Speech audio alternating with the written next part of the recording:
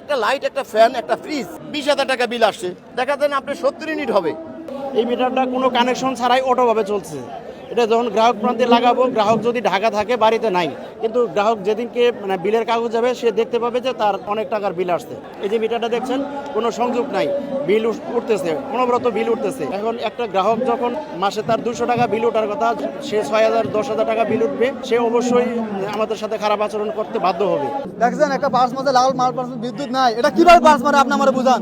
এটা লাইন সংযোগ আছে, কিছু আছে আমার হাতে, এটা কেন বাস মারবে?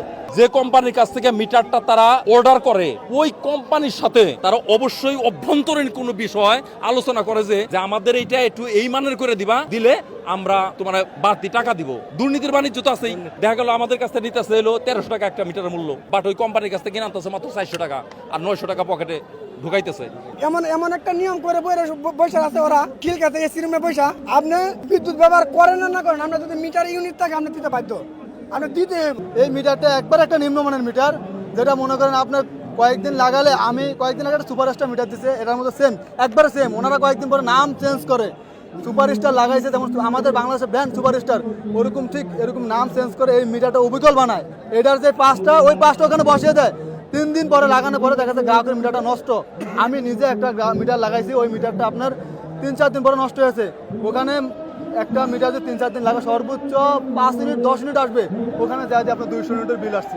এই মিটারটা একটা অটো বাস দেয়, একবার অটো বাস দেয়, যতক্ষণ বাস দেবে ততক্ষণ আপনার ইউনিট উঠবে।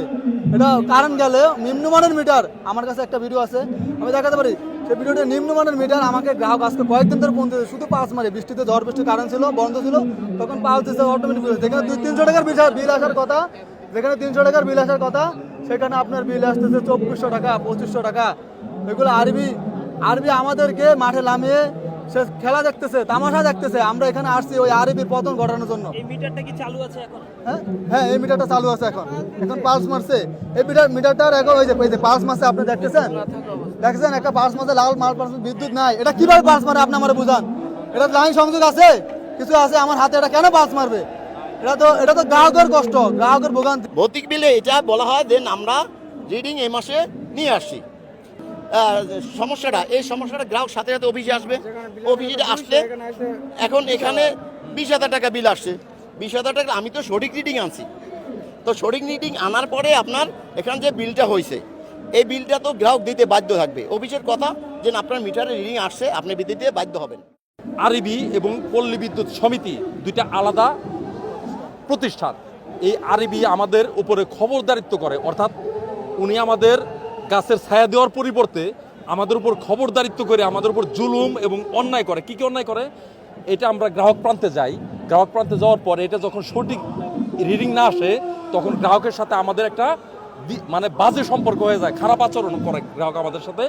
আর এরা কি করে, এই যে ইউনিটটা আসলো, এই ইউনিটের যে অ্যামাউন্ট, টাকাটা প্রতি মাসে পই করে ওনারা আবার হিসাব করে নিয়ে নিতেছে আমাদের কাছ থেকে প্রতি মাসের টাকাটা। ঠিক আছে, মজা ভাই, ওইখানে বসে বসে মজা নিতেছে, আর গ্রাহকের সাথে আমাদের একটা দ্বন্দ্ব বাজায় দিতেছে।